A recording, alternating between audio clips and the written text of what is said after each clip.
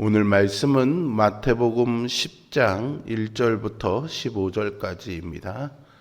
마태복음 10장 1절부터 15절입니다. 예수께서 그의 12제자를 부르사 더러운 귀신을 쫓아내며 모든 병과 모든 약한 것을 고치는 권능을 주시니라. 12사도의 이름은 이러하니 베드로라 하는 시몬을 비롯하여 그의 형제 안드레와 세베대 아들 야고보와 그의 형제 요한, 빌립과 바돌로메, 도마와 세리 마테, 알페오의 아들 야고보와 다데오, 가나나인 시몬 및 가룟 유다, 곧 예수를 판 자라.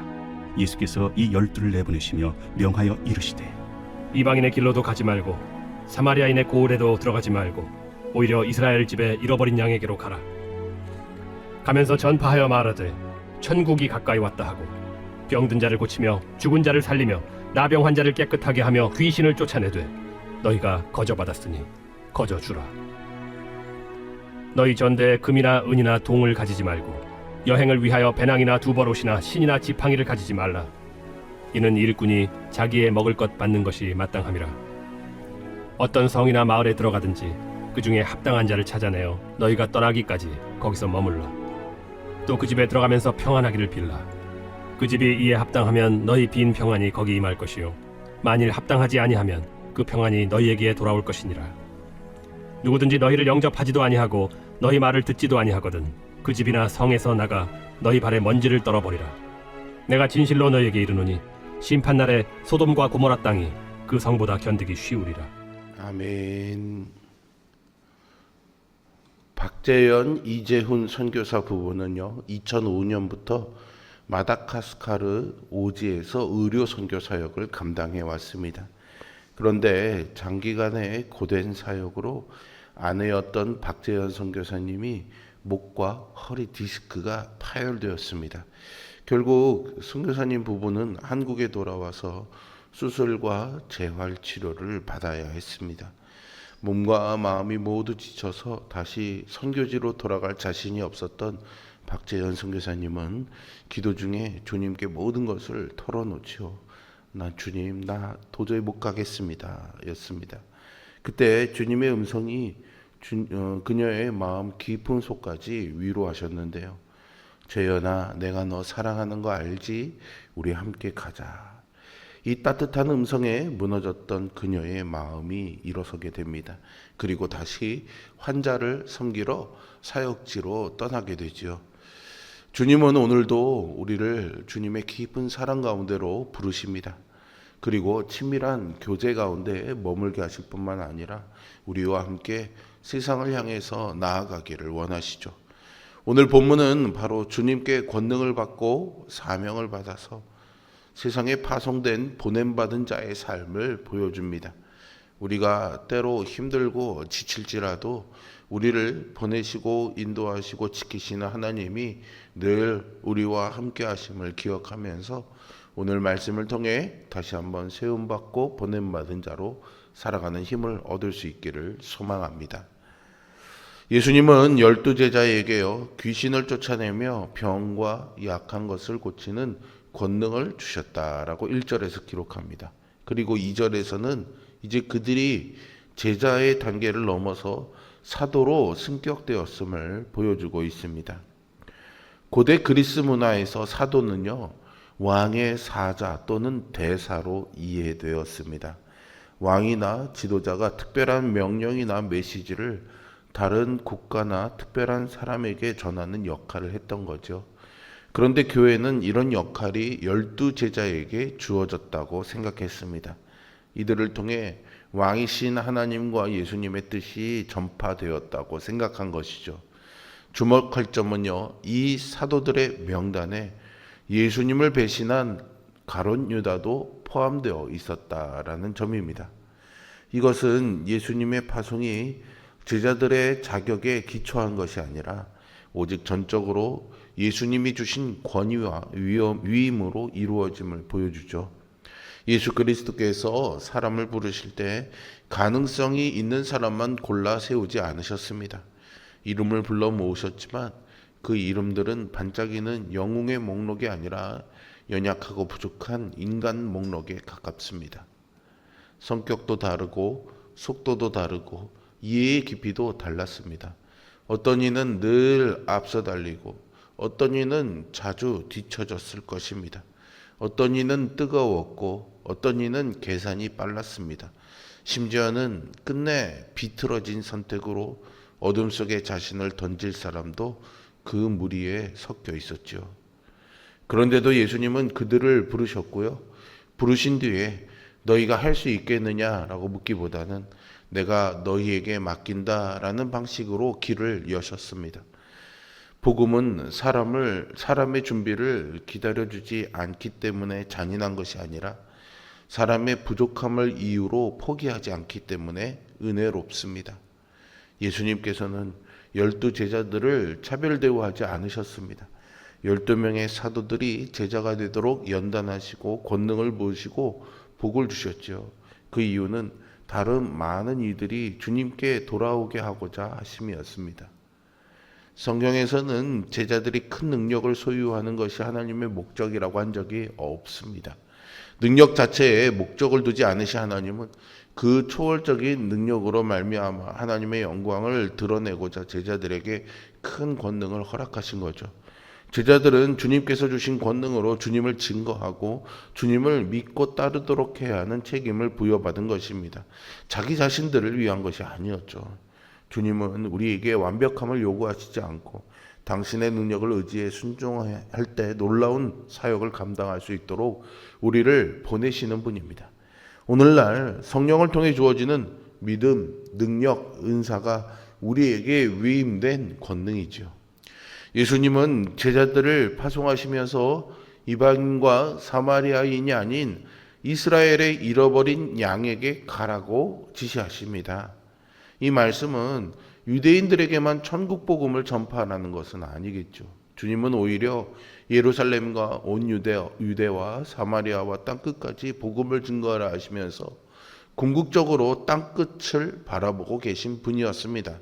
다만 예수님이 이스라엘의 집에 잃어버린 양에게로 가라고 말씀하시면서 이방인에 대한 사역을 제한하시고 오직 유대인들에게만 복음을 증거하게 하신 것은 이 구원의 약속이 이스라엘에게 우선적으로 주어졌다는 것입니다. 하나님은 아브라함과 이삭과 야곱을 통하여 인류 구원의 계획을 역사 속에 성취해 가시는 방법을 고수하셨기에 이제 예수님께서는 그것을 성취하시고 완성하시려고 하시는 것입니다. 비록 모든 민족에게 구원의 축복과 은혜를 주실 것을 처음부터 계획하고 계셨지만 이 일을 이스라엘을 통해서 이루시겠다라는 것이 하나님의 원칙이요 변하지 않는 계획이라는 겁니다. 이것은 구속사적인 측면에서 복음이 먼저 언약 백성인 유대인으로부터 시작되어서 온 세상에 퍼져나가야 할 필요성 때문에 부여된 일시적인 지침이었죠. 예수님은 제자들이 병든 자들을 고치고 죽은 자를 살리며 나병 환자를 깨끗이 하며 귀신을 쫓아낼 거라고 하셨습니다. 이것은 모두 예수님이 하셨던 사역들이죠. 이제 사도로 보냄받은 제자들은 예수님의 대리자가 되어서 예수님과 같은 일을 할 거라는 겁니다. 이때 예수님은 너희가 거저 받았으니 거저 주라고 말씀하십니다. 여기서 말하는 거저는 은혜 또는 선물입니다. 고치는 권능을 값을 주고 산 것이 아니니 값을 받고 고치지 말라고 하신 거죠. 또 9절에서는요. 전대에 금이나 은이나 동을 가지고 다니지 말라고 하시면서도 전도 여행을 위한 물질적 준비를 금하셨습니다. 또 10절에서는 배낭이나 두벌옷이나 신이나 지팡이를 가지지 말라고 말씀하시죠. 보냄을 받아 떠나면서 최소한의 것만 갖추라고 하신 겁니다. 이것은 제자들이 복음 전파라는 본질적인 사명에만 집중하고 그들의 필요를 채우시는 분은 오직 하나님이심을 전적으로 신뢰하기 위함이었습니다. 그러면서 예수님은 일꾼이 자기 먹을 것을 받는 것이 마땅하다라고 말씀하시죠. 여기서 말하는 일꾼은 마태복음 9장 37절 38절에서 소개된 일꾼입니다. 예수님이 추수할 것은 많되 일꾼은 적다고 말씀하시며 추수하는 주인에게 청하여 추수할 일꾼을 보내달라고 그렇게 명령하셨죠. 여기서 추수하는 주인은 하나님이십니다. 하나님께서 채용한 일꾼에 먹을 것을 공급할 것입니다. 그러므로 주의 일꾼 된 자는 무엇을 먹을까, 무엇을 마실까, 무엇을 입을까 염려해서는 안 되겠죠. 하늘아버지께서는 이미 일꾼들에게 필요한 것을 다 아시고 좋은 것으로 먹일 것이기 때문입니다. 이어지는 11절에서 예수님은 어떤 성이나 마을에 들어가거든 그 중에 합당한 자를 찾아 그 집에서 떠날 때까지 머물라고 하시죠. 여기서 말하는 합당한 자는요, 평안을 받을 만한 자입니다. 예수님은 누군가의 집에 들어가면 가장 먼저 평안하기를 빌라고 하십니다. 그리고 그 집이 평안받을 만한 집이면 제자들이 빈 평안이 임할 것이고, 그렇지 않으면 그 평안은 다시 제자들에게 돌아갑니다. 복음서에서 평안은 일반적인 평안이 아닙니다. 요한복음 14장 27절에서 예수님은 평안을 너희에게 주노니 이 평안은 세상이 알 수도 없고 줄 수도 없다고 말씀하셨습니다. 여기서 말씀하시는 평안은요, 구원의 평안입니다. 죄로 말미암아 구원에 이를 수 없다고 생각하는 자에게 예수님이 평안을 허락하십니다. 예수님을 믿음으로 구원에 이를 것을 한치도 의심하지 않는 평안인 것이죠. 이 평안은 세상이 알 수도 없고 줄 수도 없습니다. 오직 예수님만 우리에게 이런 평안을 허락하십니다. 따라서 예수님의 제자들은 여행을 떠나 다른 이의 집을 들어갈 때 그 집에 이러한 평안이 있는지를 묻습니다. 샬롬이란 말로 평안을 물은 후 그 집에 구원의 평안이 합당하면 구원의 평안을 나눠야 합니다. 그 어떤 것도 흔들 수 없는 구원의 평안을 누리게 하는 것이죠. 이 평안은 하나님과의 관계에서 오는 영육 간의 축복과 안정, 기쁨을 말합니다. 하나님은 우리가 물질적 염려를 당신께 모두 맡기고 오직 하나님만 의지하여 세상이 줄 수 없는 참된 평안을 나누는 통로로 우리가 살아가기를 원하십니다.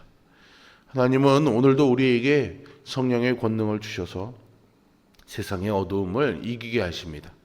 그 권능으로 우리의 가장 가까운 곳에서부터 천국 복음을 전하는 사명을 주셨습니다.